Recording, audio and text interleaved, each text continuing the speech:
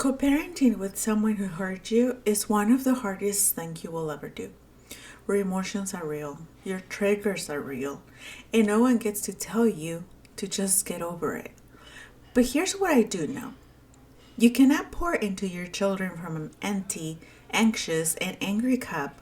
So today, we're talking about how to manage your emotions in co-parenting so you can stay grounded, even when everything around might feel like chaotic.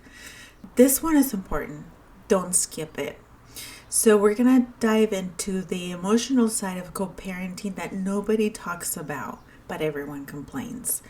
Why your ex can still hijack your emotions with a single message. Why your nervous system reacts before your brain even processes what happened. And why healing from divorce doesn't automatically make co-parenting easier. We're getting honest about the invisible emotional toll it takes on you as a woman, as a mom, and as someone who is trying to build a new life. This isn't about bashing your ex or playing the victim. It's about you reclaiming your emotional freedom because someone is finally saying out loud what you have been feeling in secret. Because this episode is not about him. It is entirely about you. Because by the end of the episode, you will be feeling less alone, less ashamed, and more equipped. You have been surviving co-parenting and it's time to actually live again. So let's release the shame of still being affected by your ex's behavior. Learn how to respond instead of react and why that difference changes everything. You'll be able to show up as the calm, present mom who wants to be even on hard days. You'll discover how to surrender the co-parenting relationship to God without giving up your boundaries. You will understand why you get triggered and finally stop blaming yourself for it. You will have real tools to protect your emotional space every single day. You will learn how to show up for your kids from a place of calm instead of chaos. And you will discover that your peace belongs to you and he cannot take it anymore. If you're tired of carrying wounds from your past marriage or your past relationship and you are afraid of being hurt again, but want to learn how to communicate and build trust so you can find a godly partner, you are in the right place. I am Patty Morimura, a relationship coach for Christian women over 40. I learned the secrets of building a God-centered relationship after divorce, healing emotionally, and overcoming fear without losing myself in the process. If you're ready for healing, stability in your life, and maybe even dating again, grab your earbuds and a notebook to take notes, and let's do this.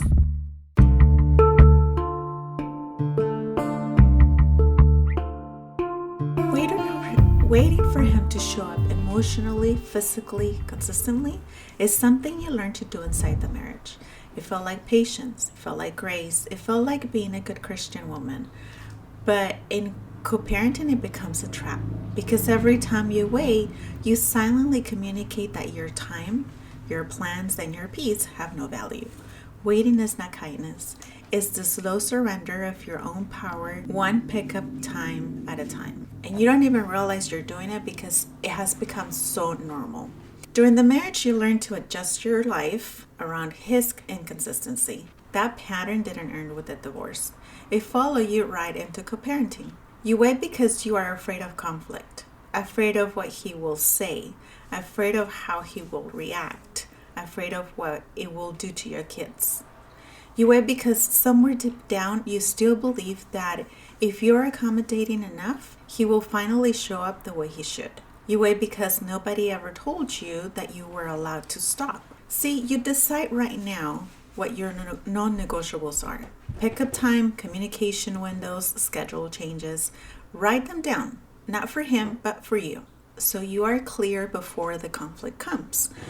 When the agreed time passes, keep moving. You go about your plans without guilt or apology. You tell yourself the truth. His lack of responsibility is not my emergency. Practice this one just once and feel what it looks like to choose yourself. Matthew 5:37 says, "Let your yes be yes and your no be no." A boundary in co-parenting is not about punishing him or making his life harder. It's a clear, calm decision about what you will and will not accept going forward. It is not a wall that shuts everyone out. It is a door that only you have the key to. You decide who comes in, when they come in, and under what circumstances. A boundary says, I'm not controlling you, I am protecting me. And that is not selfish, that is survival. You were never taught what a healthy boundary looks like, especially with someone who hurt you. In the marriage, the lines were always blurred. What was yours, what was his, and what was acceptable. You learned to over-explain your decisions, to apologize for your needs, and shrink your expectations to keep the peace. You confuse having boundaries with being difficult, and you are terrified of being called difficult. So you say yes when you mean no, and your peace pays the price every single time. How to overcome this? Start with one boundary, just one, and practice holding it consistently. Use calm, clear, simple language. Pickup is at 3. If you're not here by 3, we will be leaving. No over-explaining, no apologizing, no negotiating under pressure. Keep the door open for your kids, not for him. Always make sure they know they are loved. Remind yourself after every hard moment, his anger does not mean I was wrong. It means I finally have a limit. Document everything, dates, times, what was said. Protect yourself practically as well as emotionally. Proverbs 4:23 says, above all else, guard your heart, for everything you do flows from it. Then be careful because you know your children are always watching. So every hard conversation you have with your kids about their dad is a lesson they will carry for the rest of their lives. Not a lesson about him, a lesson about you. They are watching how you handle disappointment, how you hold your dignity, how you tell the truth with love. Your son's face lit up every time he thought his dad was coming, and that hope is sacred. But how you responded when that hope was broken, that is what he will remember. You're not just protecting your peace. You are molding what peace looks like for your children. See, when co-parenting fails your children, you feel like you failed them. Even you did everything right. You carry guilt that was never yours to carry. You try to overcompensate, making excuses for him, softening every blow, protecting everyone's feelings except your own. You forget that your children don't need a perfect parenting situation. They need a stable, grounded, peaceful mother. And you cannot give them what you are not protecting in yourself. How can you fix this? Tell your children the truth, age appropriately, obviously, lovingly and without blame. Never make them feel responsible for his choices or yours. After you had a conversation, hold them close. Let them feel your steadiness even when if they feel his absence. Give yourself grace. You are doing the job of 2 parents, and that is extraordinary. Remind yourself daily, I cannot control what he does. I can only control what they see in me.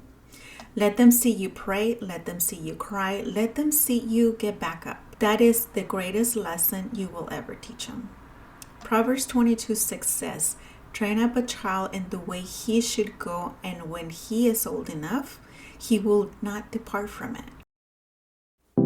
If you're a divorced Christian woman who is tired of feeling broken, too old, or like you missed your chance at love, I need you to hear this. You are not damaged goods, and God is not finished with your story.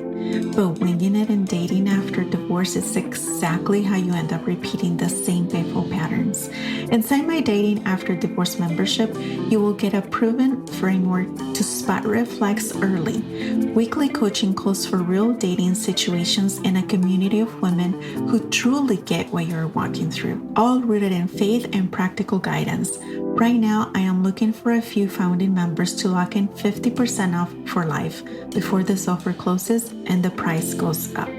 No more settling out of fear, no more giving your heart to men who haven't earned it. You deserve a love that honors you, and it's time to believe that is possible. The link is in the show notes, but do not wait. This offer will not last long.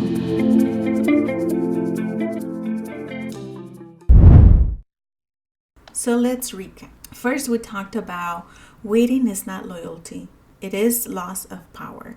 We talked about how waiting for him to show up is a pattern you carry from the marriage straight into co-parenting.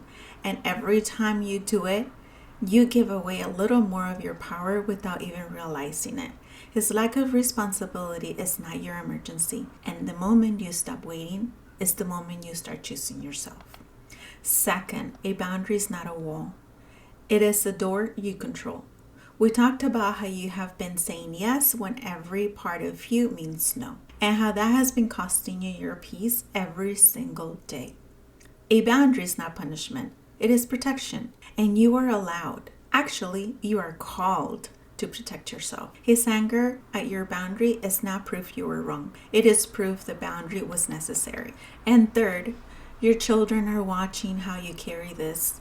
We talked about how your children are learning from his absence. They are learning from your presence.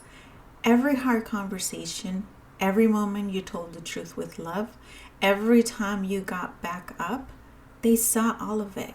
You cannot control what he does, but you can control what they see in you. And that is the most powerful thing you will ever give them. I know this episode stirred something deep inside you, and that is good. That means you are ready to heal. Not just on the outside, but in the quiet places where only God can see. And here's what I need you to know. He is already there. He has been there the whole time. Let him in. He will guard your peace only if you let him. Thank you for listening. Until next time. Blessings.